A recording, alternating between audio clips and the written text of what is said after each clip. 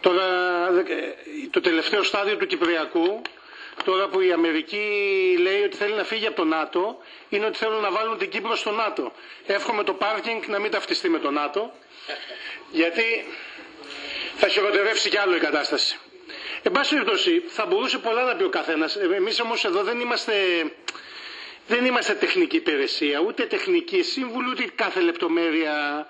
Εδώ κρίνουμε πολιτικά, οικονομικά, τους κοινωνικούς όρους, τη χρησιμότητα ενός έργου οπωσδήποτε, και γι' αυτό κρινόμαστε. Η άποψή μας είναι ότι οι απαντήσεις που έδωσε ο Δήμαρχος είναι εξόχως αποκαλυπτικές και θα έλεγα κοινικά ειλικρινείς. Με λίγα λόγια, για να μην τα πολυλέμε και να μην... Τα έργα πλέον, λέει, έτσι θα γίνονται. Έτσι θα γίνει τη δουλειά. Γιατί και αυτό το έργο είναι πολύ χρήσιμο οπωσδήποτε και άλλα έργα είναι απαραίτητα, έτσι δεν είναι, που έχουν γίνει γεφύρω της Άρτας στη Νέα Ιωνία. Και σχολεία και χώροι υγείας και ελεύθεροι χώροι και κουφάρια που είναι τα εργοστάσια και λέει ο Δήμαρχος, ξαναλέω, δεν είναι προσωπικό, είναι πολιτικά συζητάμε εδώ. Τουλάχιστον από μέρος μας συζητάμε μόνο πολιτικά, δύσκολα κάνουμε και χαρακτηρισμούς. Είναι έτσι.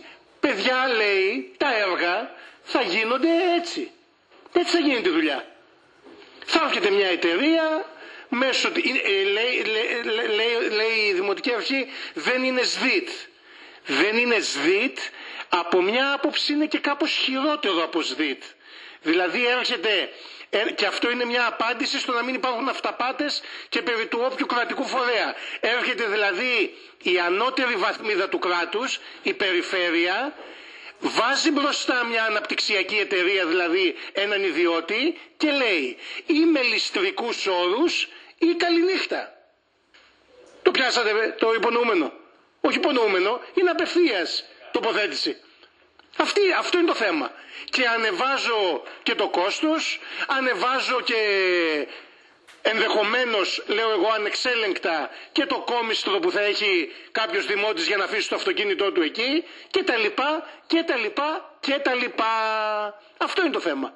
Τα υπόλοιπα είναι, έτσι όπως εξελίσσεται η κατάσταση, είναι λίγο άλλα λόγια να αγαπιόμαστε. Και take or leave it, αλλά υπάρχει και μια συνέχεια στην κουβέντα.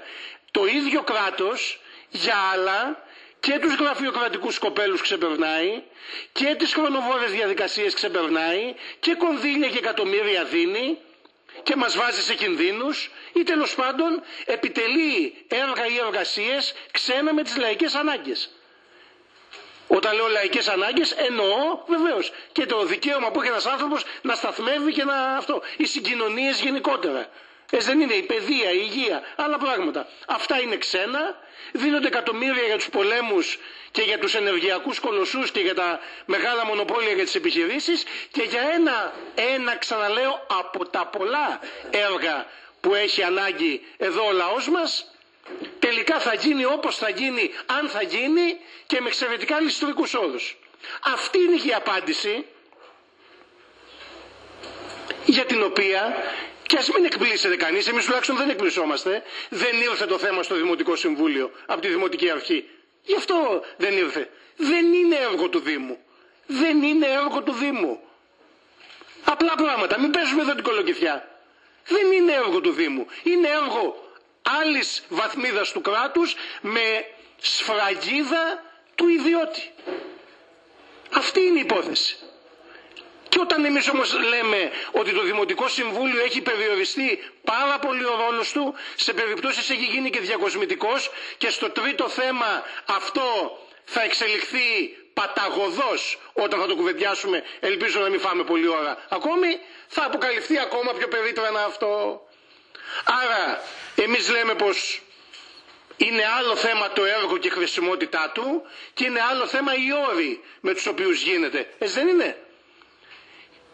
Καταγγέλουμε τους όρους, διαφωνούμε με τους όρους. Εμείς στο λαϊκό κίνημα θα προτείνουμε να αντιπαλέψει αυτούς τους όρους, γιατί και μια απλή, πώς να πω, ένα αυτονόητο δικαίωμα που έχει, που συζητιέται από όταν εγώ ήμουν μικρό παιδί στη Νέα Ιωνία, να καταντάει τώρα έρμεο μιας δράκας ιδιωτών που μέσω της περιφέρειας θα το λιμένετε. Ευχαριστώ.